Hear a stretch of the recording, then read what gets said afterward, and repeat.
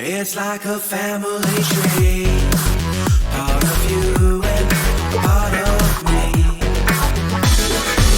And if we should separate, go your own way, I won't wait.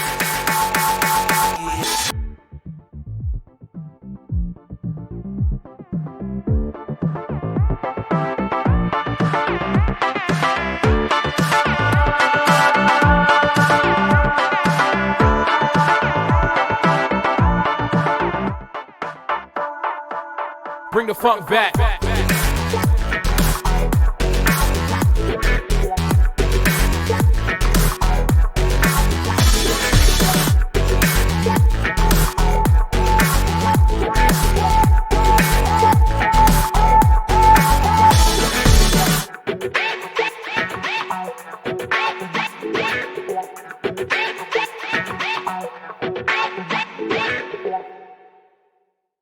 Précédemment, on a commencé à voir, en particulier avec l'apparition du 19e siècle, mais aussi au 18e avec la Corriveau, on a commencé à voir donc certains crimes, certains homicides qui sont devenus des légendes tout simplement, assez célèbres pour qu'on en parle encore aujourd'hui.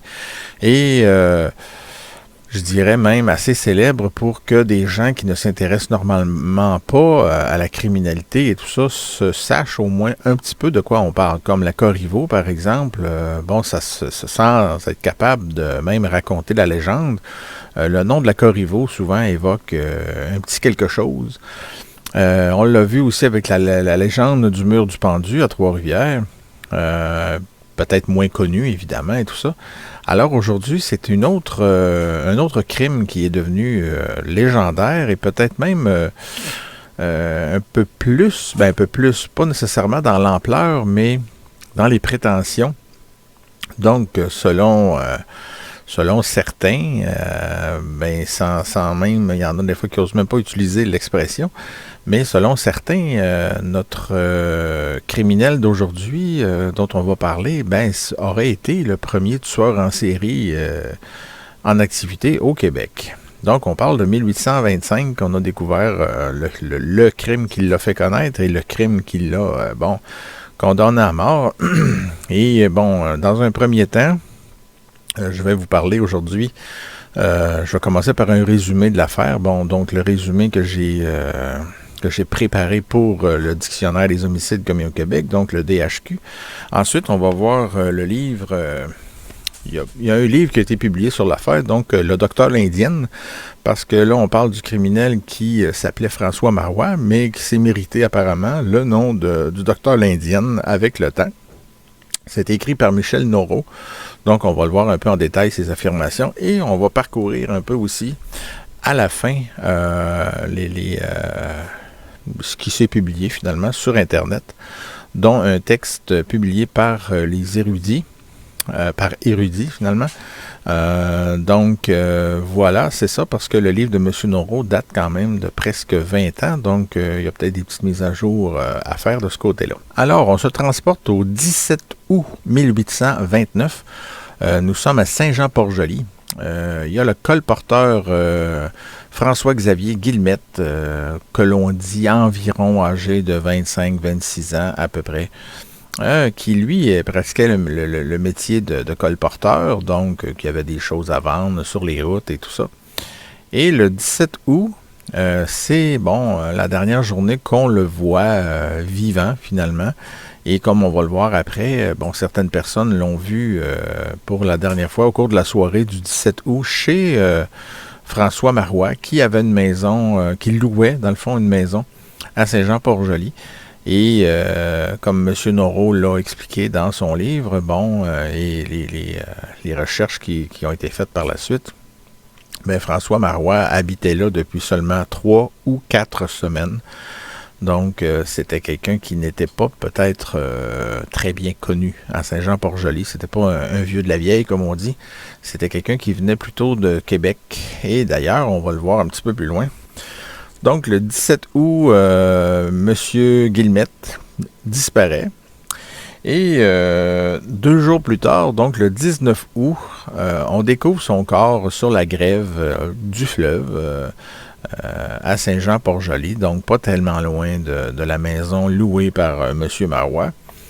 Les principales particularités, c'est que, il est retrouvé, il est identifié quand même assez rapidement, parce que malgré le fait qu'il était colporteur, apparemment qu'il y a beaucoup de monde qui le connaissait dans le secteur. On le retrouve complètement nu, c'est ce qu'on comprend, sauf une chemise. Donc, il portait seulement une chemise sur lui. Les pantalons et tout le reste, on les a pourvus. Et il y avait 2 blessures du côté de la tête, là, dans la région de l'oreille, qui plus tard ont été identifiées comme les oreilles, si on veut, d'un marteau. Évidemment, comme M. Guillemette a été vu pour la dernière fois chez M. Marois, 2 jours plus tôt, les soupçons, j'imagine, se sont rapidement tournés vers lui, vers M. Marois. Donc, il y a finalement, ça se bouscule parce que tout se fait en quelques jours, même voire en quelques heures. Donc, on fouille la maison de M. Marois, la maison qu'il louait. On y trouve un marteau ensanglanté. Là, les versions vont différer. On va voir ça avec le livre de M. Noreau. Les versions vont différer un petit peu sur certains détails donnés par les témoins, ce qui n'est pas si exceptionnel que ça quand on est habitué à lire des procès. Et on va trouver aussi plusieurs choses, là, des vêtements ou des objets qui appartenaient à la victime. Donc, c'est pas un point très, très positif pour M. Marois.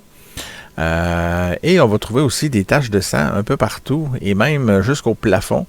Là, on imagine, M. Noreau l'explique, mais j'avais pas nécessairement besoin de lui pour deviner que si c'est un coup de marteau, ou même ça arrive avec des coups de couteau, quand on retire le coup avec la force que ça fait, souvent ça gicle jusqu'au plafond. Donc, il ne faut pas se surprendre si sur des scènes de crime, ça peut paraître impressionnant qu'il y a parfois du sang au plafond. Donc, voilà, c'est ce qu'on trouve. Donc, c'est assez incriminant pour M. Marois. C'est pas de très bon augure. Donc, pour terminer mon résumé, évidemment, on procède à l'arrestation de M. Marois, François Marois, qui, se faisait appeler apparemment le docteur l'Indienne en raison de possiblement son accoutrement, donc sa façon de se vêtir. On a même une illustration, c'est la première fois de manière chronologique qu'on a une illustration d'un meurtrier, en tout cas de ceux dont on a parlé, qui a été retrouvé, apparemment sur l'endos d'un des papiers d'archives du dossier judiciaire. Donc, ça a été griffonné sur le papier. Mais, l'auteur, M. Noreau, en déduit que ça illustre François Marois, mais ça pourrait aussi être n'importe qui.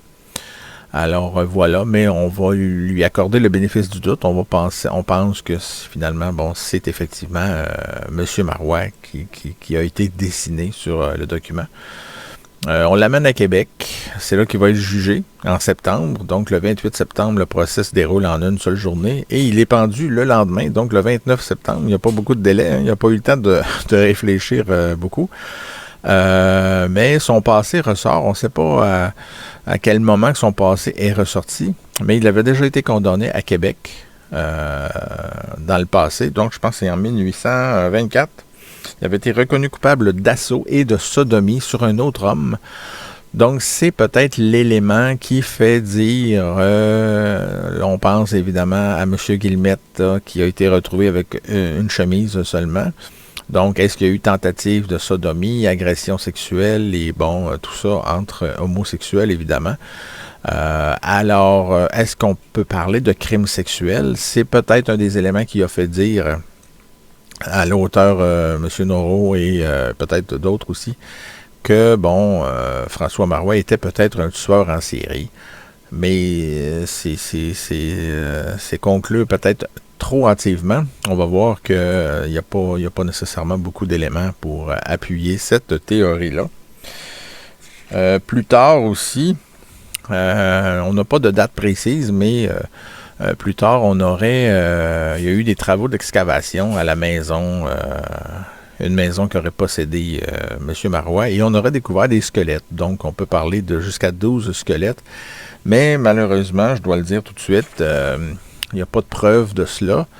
Donc, je pense que ça fait partie de la légende qui est partie probablement le jour où M. François Marois est monté sur la potence. Parce qu'avant de mourir, il a dit qu'il avait commis des crimes bien pires. Mais on va voir que bien pire, des fois, ça peut être interprété différemment. Alors, voilà la légende, en gros, de Monsieur François Marois, qui, bon, était âgé à peu près, là, la description varie, était âgé peut-être d'une 50aine d'années environ, mais encore là, ça aussi, ce détail varie beaucoup. Alors, voilà, il n'existe aucune preuve, évidemment, je le tiens à le dire, du fait que M.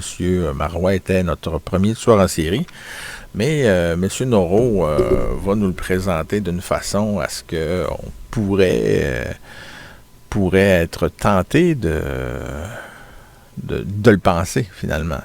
Donc, j'en reviens au livre de M. Michel Noro, publié en 2003. Donc, ça va bientôt faire 20 ans, cette chose-là. Comme on le voit ici, il le décrit comme un roman historique. Il y a d'autres auteurs qui, on va le voir après, là, qui ne sont pas tellement d'accord avec ça. Moi, que je sois d'accord ou pas que ce soit un roman historique, juste le fait de s'afficher comme roman historique me fait dire qu'on ne doit pas se fier à ce qui est dans ça comme étant des faits, parce que là, on ne sait pas où sont les faits et où est la romance, où est la fiction. Donc, c'est difficile de partager. Par contre, on voit très bien que M. Noro a consulté les archives, donc il a fait beaucoup de recherches. Selon érudits, ces recherches n'auraient pas été suffisamment exhaustives, mais bon, quand même, il a fait ressortir beaucoup de trucs. Donc, en premier lieu, on revient sur le fait que le 19 août, on a découvert le corps de Guillemette. Et il parle de 2 profondes blessures qui étaient nettement visibles au-dessus de l'oreille droite, donc à peu près ici. Elle a été frappée à coups de marteau, comme on va le voir plus tard. Et le docteur a été rapidement soupçonné. Et lui, il précise que le docteur habitait la fameuse maison qu'il louait. C'était à l'Anse des Trois-Saumons, à Saint-Jean-Port-Joli. Il souligne aussi que François Marois n'habitait cette maison-là que depuis environ 3 semaines, mais il parle une fois de 4 semaines et l'autre fois de 3 semaines, mais bon, on comprend à peu près l'approximation. Voilà, il revient sur les faits, grosso modo, dont on vient de voir que, le docteur, pas le docteur, mais pardon, François Xavier Guillemette, a été vu pour la dernière fois vers 2h de l'après-midi, le 17 août, quittant la maison de Germain Thibault.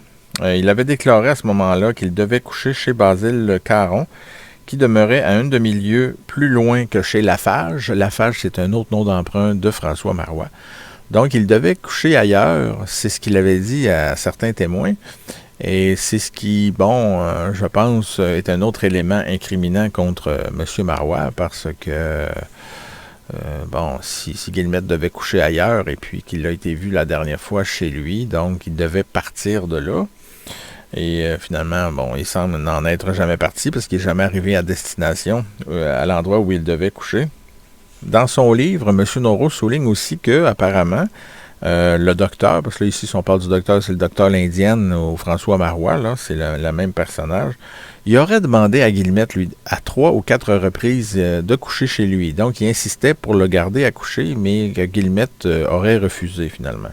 Donc, est-ce que c'est à l'origine de la dispute qui a suivi? Bon, ça aurait pu dégénérer en une altercation. Je sais pas, c'est quand même difficile à dire parce que personne n'était là à part la victime et son agresseur. Bon, toujours selon Noro, la dernière personne à avoir vu Guillemette, donc la victime vivante, c'est un dénommé Charles Lemieux, qui, le lundi 17 août, environ une demi-heure à 3/4 d'heure après le coucher du soleil, donc quand même assez tard en soirée, a vu Guillemette chez l'accusé, donc François Marois. Le colporteur aurait été vu pour la dernière fois vers 9 heures du soir. C'est ce qu'écrit M. Noro. Comme le cadavre avait été trouvé le mercredi 19 août dans l'après-midi, vers 2 heures, donc il s'était passé un peu moins de 48 heures entre la disparition et la découverte du corps. Donc, pour les besoins de la cause, je me suis replongé dans le livre. Je l'ai tout lu dans le livre de M. Noro, mais malgré le fait que c'est pas un livre quand même très épais, comme on le voit, là. Attendez un petit peu, je vais vous donner le nombre de pages. 160 pages environ. Malgré le fait que c'est pas très volumineux, il y a quand même des longueurs. M. Marois nous parle, par exemple, un peu de l'histoire du curé, des choses qui n'ont pas nécessairement rapport avec le crime. Donc, il a voulu en faire une histoire un petit peu, romancée, mais bon, moi, je juge pas le côté du talent d'écrit, côté roman et tout ça. Ça ne me regarde pas, mais pour les faits, je pense que ça aurait pu être présenté autrement, comme un documentaire, par exemple, et nous dire où il a pris ses sources pour chaque détail. Ça aurait été important. Ça aurait été même mieux pour la fiabilité des faits, mais bon, bref. Il se permet aussi de critiquer au passage le système judiciaire, sans que ce soit aussi clair que d'autres auteurs, comme on va le voir. Et bon, bref, il y en a qui sont assez explicites et assez clairs dans leurs propos. Lui, il va plutôt en subtilité. Par exemple, il va écrire que M. Marois a été jugé, et là je cite, « jugé dans un système judiciaire anglais de pensée et de langue ». Oui, effectivement, mais il ne développe pas nécessairement sur les détails qu'il pourrait trouver négatifs. Ça laisse entendre qu'il n'approuve pas nécessairement. Mais comme on l'a vu depuis le début de l'étude de nos crimes du DHQ, en tout cas moi, personnellement, depuis l'arrivée des Britanniques, j'y vois plusieurs avantages, donc dont par exemple le fait qu'on est présumé innocent jusqu'à preuve du contraire, c'est quand même pas rien. Donc, on a le droit aussi de contre-interroger les témoins pour ce qui est de la défense. Puis, qu'on le veuille ou non, les châtiments et tout ça, ça s'est adouci. On a vu évidemment la Corriveau là, qui a été encagée, puis ça a été très marquant au niveau psychologique pour la population. Mais c'est quand même, il y a quand même eu juste 2 cas répertoriés qui ont été, des criminels qui ont été encagés. Donc, c'est une pratique qui fait exception, dans le fond. Donc, ça a été vite abandonné. C'est sûr que la pendaison n'est pas mieux, mais avec ce qui se pratiquait comme mutilation et comme torture avant, à l'époque de la Nouvelle-France, c'est assez terrible.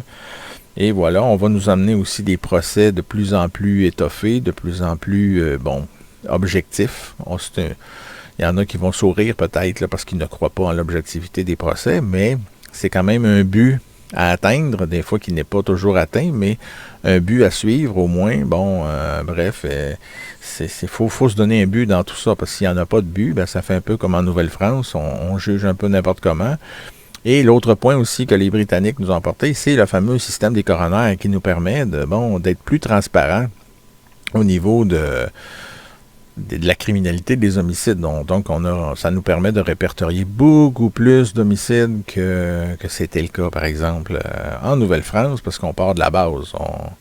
Comme je l'ai dit, je le répète, on trouvait des corps qui ont été assassinés, même si on pouvait les documenter et les répertorier, même si ça débouchait pas sur des procédures judiciaires, par exemple. Donc, voilà, ça en fait plus. Ce qui me fait sourire un peu, c'est qu'il inscrit aussi, j'ai souligné la phrase, M. Norreau écrit dans son livre, et je cite, « Dans l'analyse des faits révélés par une enquête, on doit se garder des conclusions hâtives. Ne retenons que des éléments de preuve incontestables. » Ça me fait sourire dans le sens que plus loin dans son livre, il n'applique pas lui-même cette notion-là parce qu'il saute un petit peu aux conclusions sur le fait que le héros de son livre, si on peut appeler ça un héros, le personnage principal de son livre, donc François Marois, était un tueur en série alors qu'il n'y a pas de preuves. Donc, voilà. Donc, je n'irai pas dans tous les détails, là, sinon vous lirez le livre. Si vous voulez tous les détails, mettons des pièces à conviction qui ont été trouvées chez François Marois et tout ça. Mais bon, on parle du marteau, la barque aussi qui avait été déplacée. Donc on en déduit, M. Norreau ne le dit pas directement, mais on en déduit que François Marois aurait peut-être utilisé sa barque pour essayer de se débarrasser du corps dans le fleuve. Visiblement, ça n'a pas fonctionné parce que le fleuve a recraché le cadavre de M. Guillemette. Ce qui a permis de le découvrir et ce qui a permis de procéder ensuite avec la justice. Donc, on va y aller avec l'enquête de coroner qui s'est tenue, en tout cas qui a commencé le 21 août 1829, donc 2 jours après la découverte du corps. Et ça s'est fait... ça a été présidé par le coroner Bernard-Antoine Panet. C'est un nom que je vois souvent. Je ne sais pas si vous l'avez croisé dans les... si vous l'avez vu peut-être là, dans les archives qu'on a traitées, en tout cas surtout pour les cas du district de Québec. Donc voilà, moi je le vois souvent là, quand je répertorie pour le district de Québec pour cette époque-là, évidemment. Il semble en avoir fait beaucoup dans le cadre de coroner, donc il a probablement été coroner durant plusieurs années. Donc, premier témoin à l'enquête du coroner, l'auteur, selon l'auteur, le corps de Guillemette se trouvait sur la galerie pendant que les témoins témoignaient ou déposaient, si on veut, à l'intérieur. Donc, premier témoin, Marie-Marceline Frigo, qui, c'est elle qui avait trouvé le corps du noyé, pardon. Elle l'a trouvé entre 1h et 2h de l'après-midi, le 19 août 1829, c'est ce dont elle témoigne. Le seul vêtement qu'il portait était une chemise. Donc, selon elle, on peut se fier là-dessus, sur ces détails-là. Ensuite, Marie-Catherine Fortin témoigne principalement le fait qu'elle s'était rendue sur la grève chercher le corps du décédé. Donc, ça fait une deuxième témoin qui a vu le corps à l'endroit précis où on l'a découvert. Donc, elle ajoute, Madame Fortin, qu'elle a suspecté immédiatement le docteur l'Indienne parce que, principalement, elle avait vu la victime chez lui, avant sa mort, évidemment. Et elle avait constaté aussi qu'il y avait des traces de sang. Ça, c'est probablement qu'elle avait participé à la fouille de la maison par la suite. Donc, elle avait vu des traces de sang à différents endroits, mais surtout sur une partition à la hauteur d'un lit et au plafond, comme on a parlé tantôt, comme si le sang s'était répandu en gouttelettes. Ensuite, il y a un certain François Miville qui a témoigné.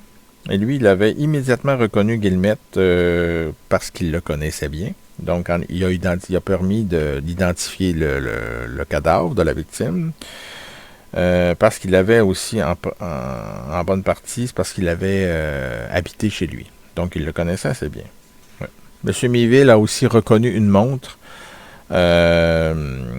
qui avait été fabriquée à Londres par la compagnie Charles Thomson. Et cette montre-là avait été retrouvée chez l'accusé.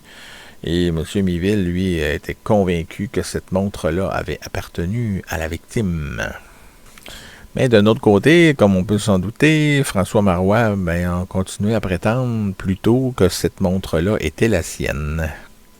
Donc, au lendemain de l'enquête de coroner, on a procédé à l'inhumation du corps de Guillemette. Donc, il a été enterré le 22 août 1829. L'auteur, M. Norreau, revient ensuite sur certains faits concernant l'accusé. Donc, qu'il aurait, François Marois, là, dont on parle, qu'il aurait habité auparavant à l'île aux Coudres, qu'il se disait, bon, qu'il avait suivi sa formation en médecine à Montréal. Ça n'a pas été prouvé non plus, parce qu'il semble plutôt que François Marois, si on le surnommait le docteur l'Indienne, c'était plutôt parce qu'il était un charlatan, une espèce de guérisseur, si on veut. Mais apparemment qu'avant, bon, quand on retrace son passé, que les gens l'aimaient bien. Ceux qui l'avaient connu disaient que bon, il n'y avait pas de problème. Ça me fait penser, bon, si ça est vrai, évidemment, est-ce qu'il n'y avait pas une façade? Est-ce que François Marois n'avait pas deux personnalités? Bon, ça se pourrait. Donc, toujours selon le livre de Michel Noreau, le procès a commencé à se préparer le 24 septembre à Québec, mais il a véritablement débuté et s'est terminé aussi la même journée, donc le 28 septembre 1829. Écoutez, j'ai pas fait de calcul, là, mais au nombre de témoins qui ont passé cette journée-là, qui ont été entendus, ça devait être plutôt rapide comme témoignage. Là. C'est à peu près, c'est moins d'1 heure par témoin, accordé par témoin. Donc, c'est les procès, c'est la vitesse à laquelle on procédait à cette époque-là.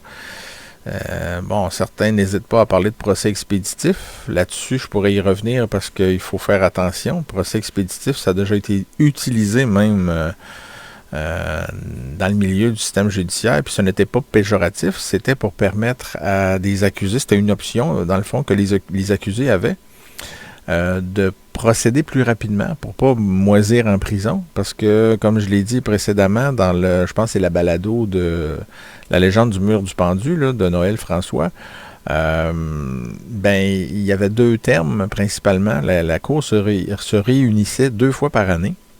Donc, par exemple, si vous aviez la malchance de vous faire arrêter pour meurtre le lendemain que la Cour venait de passer dans le district, puis que tout le monde était reparti à Montréal ou soit ailleurs, vous deviez attendre la moitié de l'année pour l'autre terme des sessions de la paix pour faire entendre votre cause. Donc, dans certains cas, l'accusé voulait procéder plus rapidement. À ce moment-là, il n'avait pas droit au jury, donc à 12 personnes du public pour le juger. Donc là, il se retrouvait devant un juge seul, mais c'était une décision. Donc, il se retrouvait devant un juge seul dans un procès expéditif, mais ça accélérait les choses. Donc, si cela lui permettait d'être acquitté, par exemple, il était libéré, il faisait beaucoup moins de prison.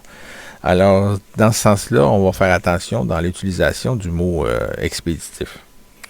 Donc, dans le cas de François Marois, il a fait face à 3 juges. Donc, Jonathan Sewell, il était assisté, lui, des juges James Kerr, Edward Bowen et Jean-Thomas Tachereau. J'ai dit 3, mais c'est 3 qui accompagnent le juge principal, Sewell. Donc, au total, ils étaient 4. Et les avocats de François Marois, l'auteur les nomme seulement par leur nom de famille, donc Huot et Parent. L'auteur écrit ceci aussi, ce qui est quand même important pour les amateurs de faits comme moi, là, quand on veut vraiment juger à partir des faits là, d'une cause. Il écrit ceci. Il est inutile de répéter les témoignages que nous connaissons déjà, entre autres par l'enquête du coroner. Cependant, afin d'être sur un pied d'égalité avec les jurés et de mieux apprécier leur verdict, il nous faut considérer quelques points qui furent soulevés lors de ce procès et qui sont de nature à nous éclairer davantage. Donc, on va en parcourir quelques-uns. Il y a le docteur Taché qui, lui, avait pratiqué l'autopsie.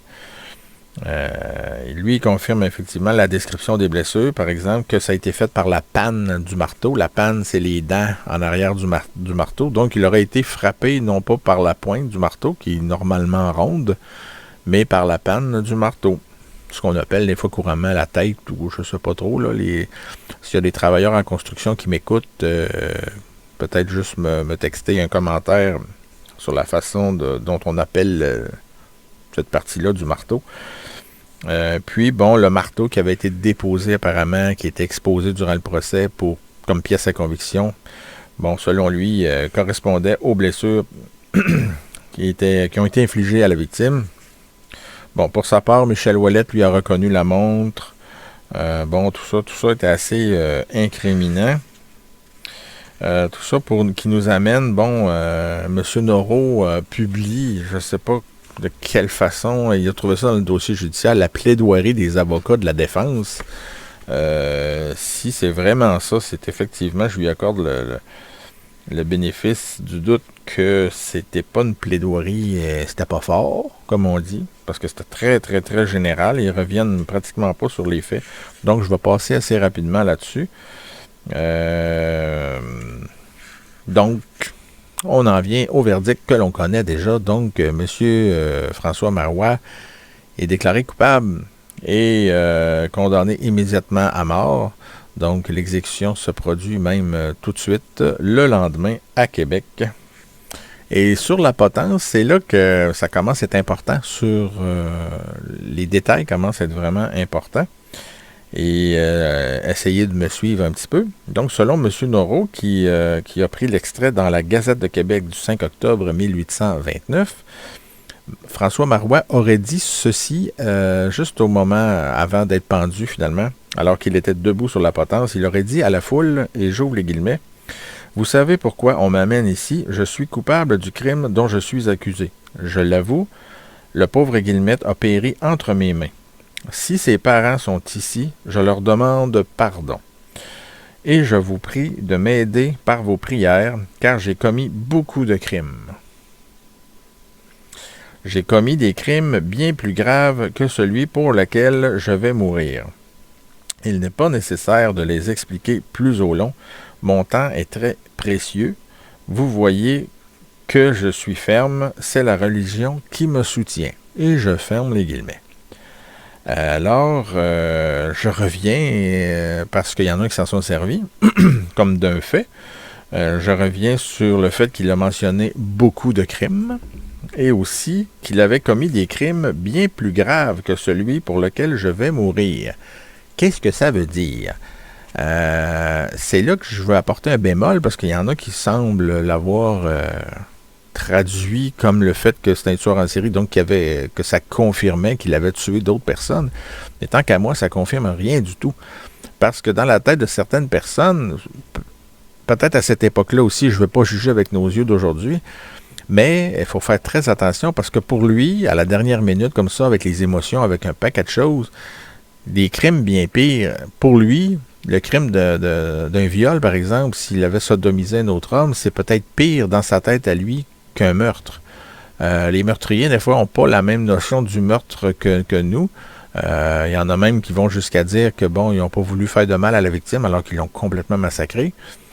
Alors voilà, il faut faire vraiment attention à la notion de pire. Qu'est-ce qui est un crime pire qu'un meurtre? C'est ça, c'est peut-être pas la même perception qu'il avait là, des crimes en général. Là. Donc, évidemment, vers la fin de son livre, M. Noro revient sur les antécédents de François Marois. On va passer vite là-dessus. Il avait même été jugé en 1824 devant le même juge, donc le juge Jonathan Sewell. Et donc, il apporte la précision, par contre, qu'il avait été reconnu coupable d'avoir commis sur la personne de Bernard Campbell, donc on identifie son autre victime de 1824. Cette agression-là serait survenue le 9 août 1824. Et pour menace de voie de fait, maltraité, blessé et...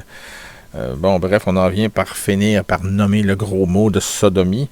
Mais finalement, ça ressemble à une agression sexuelle assez violente, là, cette affaire-là. C'est sûr que ça pourrait correspondre à une évolution du crime chez un tueur en série.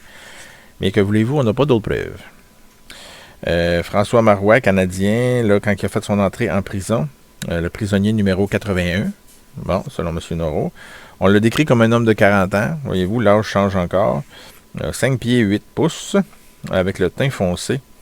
Il est entré le 29 septembre 1824 en prison pour en ressortir le 15 avril, donc il n'a pas fait son année complète. Il est sorti le 15 avril 1825. Pourquoi? Parce qu'il s'est évadé. Donc, il était en cavale, c'est ce qu'on comprend, au moment qu'il habitait à Saint-Jean-Port-Joli. Donc, c'était peut-être pour ça aussi ces changements de nom.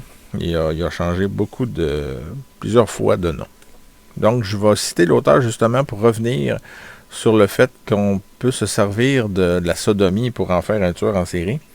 Or, considérant la condamnation pour sodomie 5 ans auparavant, il semble bien que le mobile du crime qu'on lui reproche serait plutôt la sodomie, surtout si on tient compte du fait que le cadavre a été trouvé sans pantalon ni sous-vêtements.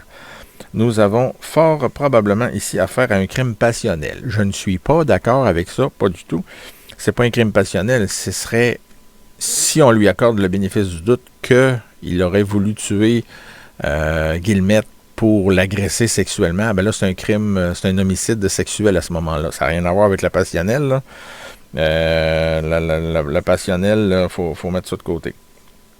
Même si Marois, sur le gibet, a admis son crime et plusieurs autres, écrit l'auteur, il a peut-être fait cette confession dans un moment de découragement alors qu'il était humainement désespéré. Fait que voyez-vous, même lui, il peut admettre que c'était pas tout à fait crédible ce qu'il a dit sur l'échafaud. Évidemment, les paroles d'un homme mort, il faut toujours faire attention à ça et être prudent, parce que certaines personnes ont tendance à accorder beaucoup d'importance à les paroles d'un mourant, si on veut, qu'il soit sur le point d'être exécuté ou de mourir dans son lit d'une quelconque maladie.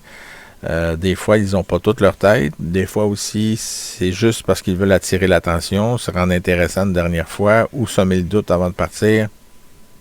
Bref. Donc, si vous voulez en savoir plus, là, j'arrête là parce que j'avais pris d'autres notes là, sur le livre de M. Noro. Mais si vous voulez en savoir plus, essayez de vous le procurer. Je ne sais pas s'il est encore disponible dans les ventes, les bouquineries de vente usagée ou quoi que ce soit, parce que ça fait quand même 20 ans que c'est sorti. Mais bon, bref, vous retrouverez peut-être sur Internet de meilleurs textes qui vont quand même résumer la chose sans les longueurs qu'il y a dans le livre. Alors, on va passer en terminant à ce qui s'est fait sur Internet, mais de façon grosso modo, là. On va regarder ça ensemble. Bon, on passe à la dernière partie maintenant de notre balado sur François Marois, alias le docteur l'Indienne. C'est un texte trouvé sur Internet tout à fait gratuit, publié par Érudit, qui publie beaucoup de textes et sont reconnus pour justement être des érudits. Donc, c'est des textes sérieux, généralement, donc c'est des textes scientifiques. Publié, celui-là ici, publié en 2004, sur la critique du livre de Michel Noro, dont on vient de voir. Donc, c'est pour vous dire, pour vous montrer qu'est-ce que d'autres en pensent que moi aussi, parce que je ne détiens pas la vérité, évidemment. Il n'y a personne qui la détient d'ailleurs. Donc, on parle ici, de Michel Noro, tout ça, que son mérite est d'avoir fait des recherches approfondies, mais sans être exhaustives. C'est ce qu'on dit ici. Donc, il manquerait des choses à voir, peut-être, ou à découvrir de ce côté-là. Bon, ici, les auteurs d'Érudit nous disent que, ici, là, il faut, d'entrée de jeu, faire une mise au point. L'ouvrage que nous donne à lire Noro n'est pas un roman, encore moins un roman historique, en dépit du sous-titre qui apparaît et sur la page couverture et sur la page de titre. C'est plutôt une chronique romancée à la manière, par exemple, des révélations du crime de... je n'irai pas de faire d'autres exemples, mais ça revient à dire ce que je disais un petit peu au début. Donc, roman historique, déjà, pour moi, ça sonne une cloche. Que ce soit un roman historique ou autre, bref, c'est pas écrit de façon à ce qu'on puisse déceler les faits de la fiction. Alors, c'est pour ça que c'est difficile à dire. Autrement dit, je ne le recommande pas pour quelqu'un qui veut se fier uniquement aux faits. Si vous voulez avoir les faits du docteur concernant le docteur l'Indienne ou François Marois, vous allez me trouver fatigant, mais retournez aux archives, c'est la meilleure solution. Les archives nationales, BANQ, je ne l'ai pas fait, moi, dans le cas-ci. Mais là, je commence vraiment à avoir le goût de commander une copie de l'enquête de coroner et du dossier judiciaire de cette affaire-là, parce que je m'aperçois qu'il y aura peut-être encore des choses à voir. En tout cas, peut-être que ça fera partie de mes demandes éventuelles, mais comme vous pouvez vous en douter, j'en ai plusieurs déjà en chantier, comme on dit. Bon, ce que ce texte-là nous apprend aussi, c'est que toute la lumière n'est toutefois pas faite sur ce personnage, qui demeure encore énigmatique en dépit de la légende qui l'entoure. On se serait attendu à une présentation rigoureuse de cet homme dont on sait qu'il est né à Saint-Jean-Baptiste de Rouville, Donc, eux considèrent que l'ouvrage de M. Michel Noro n'est pas exhaustif. Puis bon, il semble qu'il aurait pu en faire plus. Ça, c'est ce qu'eux disent. Là. Moi, je me prononcerai pas sur ce détail-là. Je ne veux pas descendre personne de façon gratuite, surtout pas. Mais c'est sûr que pour les faits, comme je le dis, c'est pas l'idéal. Et puis on en revient ici justement que selon Noro, qui cite les mémoires de Fréchette et quelques témoignages difficilement vérifiables, ce triste personnage aurait commis d'autres meurtres non déclarés ni avoués, dont l'un à Sainte-Anne-de-la-Pocatière, quelques autres dans la région de Trois-Saumons, voire une douzaine à la Pointe-Lévis, comme le prétend Fréchette, sans toutefois qu'il soit possible de confirmer ou d'infirmer cette réputation de tueur en série que lui attribue Noro. Alors voilà, ça revient à dire ce que je soulignais tantôt, que il n'y a pas de preuve de ça. Bon, ici, je trouve ça un peu gratuit de la part des auteurs de érudits. À partir d'ici, là, c'est qu'on se serait encore attendu à ce que l'auteur creuse davantage ce premier procès pour y trouver, peut-être avec preuve à l'appui, le mobile du meurtre de Guillemette, qui demeure inconnu, et nous aider à mieux comprendre la conduite du meurtrier. Ça, je trouve ça un peu gratuit dans le sens que quand on fait ressortir un dossier judiciaire, par exemple, on dépend de ce qu'il contient. On ne peut pas inventer le mobile. S'il n'y en a pas, il n'y en a pas. Et puis, il faut reconnaître aussi qu'à cette époque-là, les dossiers judiciaires n'étaient pas aussi étoffés qu'ils le sont devenus là, des années plus tard, par exemple, avec les transcriptions sténographiques, le mot à mot des témoignages. Là, on n'avait pas encore le mot à mot. Vous l'avez vu un peu au cours des dernières semaines, parce que là, je n'ai pas le dossier judiciaire de François Marois, mais si remonter de quelques balados là, pour aller voir celle de Noël François, par exemple, et une autre que j'avais traitée auparavant, vous allez voir que c'est des résumés de témoignages. Donc, c'est pas aussi détaillé. Autrement dit, il ne faut pas inventer l'histoire puis la remanier. Là. C'est un peu ce que ça laisse entendre, ça, ici. Là. Je suis un peu déçu de leur part. Et non seulement déçu avec ça, mais vous allez voir que je suis déçu aussi avec le reste. C'est que, bref, le travail de Michel Noro est certes un bon point de départ, mais il y a encore trop de failles pour que l'on ose se prononcer sur le verdict rendu. Seule une reconstitution historique du procès, comme on l'a fait avec celui de William Coffin, en passant, c'est pas William, c'est Wilbert, grosse erreur des érudits, ou d'autres célèbres meurtriers dans le cadre de la série Les Grands Procès, présentée il y a quelques années au réseau TVA, pourrait faire la lumière sur cet épisode tragique de notre histoire. Donc là, on se réfère, les érudits qui sont apparemment des scientifiques, nous réfèrent à la série Les Grands Procès de TVA qui ont révisé des procès. Mais je ne sais pas si vous avez lu certains de mes livres, comme Saute au cochon ou sur l'affaire Aurore Gagnon, qui, eux, ont traité justement les cas que moi j'ai enquêtés à travers les archives. Puis je me suis rendu compte que finalement TVA, pas TVA, mais les Grands Procès, la série Les Grands Procès, n'avaient pas consulté les dossiers judiciaires pour faire leurs émissions. Ils se sont probablement fiés sur la presse qui a été contenue dans la presse. Donc il y a beaucoup d'erreurs dans ces reconstitutions-là. Et ces reconstitutions-là sont loin d'être exhaustives. C'est des présentations de 45 minutes sur des procès qui ont duré des semaines, des fois. On fait dire aux témoins des choses qui ne sont pas vraies, qui ne sont pas dans les transcriptions. Là, de comparer ça, donc là, je viens un petit peu à la défense de M. Noro indirectement, mais bon, et aussi l'erreur ici sur William Coffin. Là. Donc voilà, il faut quand même faire attention à ce qu'on lit. C'en est un parfait exemple. Ensuite, on va revenir à un texte de Vicky Lapointe dont j'ai parlé récemment. Elle a abordé aussi le sujet du docteur l'Indienne et tout ça. Donc, je vous invite à aller lire sur Internet. Son texte est un petit peu plus récent que les érudits, donc en février 2010. Madame Lapointe, reprend les grandes lignes et tout ça. Je ne le lirai pas tout avec vous, là, mais elle aussi, elle accorde beaucoup d'importance aux faits et tout ça. Donc, on voit l'image là, qui a été griffonnée ici sur une feuille du dossier judiciaire et qui représenterait François Marois. Donc, voilà. Sinon, il y a sûrement d'autres notions. Je voulais vous montrer celle-là. Mais sur Internet, faites attention. Là. Le site de Mme Lapointe, il n'y a aucun problème. Les érudits, normalement, sont meilleurs que ça. Mais voilà, personne n'est à l'abri, finalement, de certaines inexactitudes. Et ce que je voudrais revenir aussi, c'est que faut faire très attention parce que les dossiers judiciaires, on ne peut pas faire parler les absences d'informations. Les dossiers judiciaires de cette époque-là étaient beaucoup plus restreints. Donc, il faut faire avec le verdict. On n'a rien pour le contredire. On peut extrapoler facilement, là, mais je veux dire, on n'a pas tous les détails du procès. Puis en plus, c'est un procès qui s'est déroulé sur une seule journée. C'était comme ça à l'époque. On peut le critiquer, évidemment, avec notre vision d'aujourd'hui. Mais à cette époque-là, c'était comme ça. Donc, est-ce qu'il a été victime d'une injustice?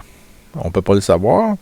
C'est ça Puis il y a le danger aussi que les dossiers judiciaires, je vous en parlais, le fait qu'à l'époque de la Nouvelle-France, c'était très, très, très minime les informations qu'on avait, donc on ne pouvait pas juger grand-chose. On avait à peine la capacité de reconstituer le crime, alors que maintenant, les dossiers judiciaires contiennent, sans être complets, quand même beaucoup d'informations, un peu plus, mais juste assez pour nous permettre d'évoquer des questions, de dresser des hypothèses. Mais il faut faire attention, justement, comme M. Noreau le disait lui-même dans son livre, de ne pas s'en aller vers des conclusions trop hâtives. Mais justement, il faut faire attention à nous-mêmes et ne pas donner des réponses trop rapides à nos hypothèses. Alors, dans le doute, il faut accorder le bénéfice du doute à ce verdict-là. Il a été condamné pour le meurtre de M. Guillemette en 1829, et ça se finit là, tant qu'à moi. On n'a aucun élément pour remettre en question la véracité des témoignages ou des procès, même s'il y a des petites contradictions, ce qui arrive à peu près dans tous les procès, c'est normal. Les témoins, des fois, sont confus, sont nerveux. C'est pas là-dessus, c'est pas suffisant pour remettre en question tout un procès.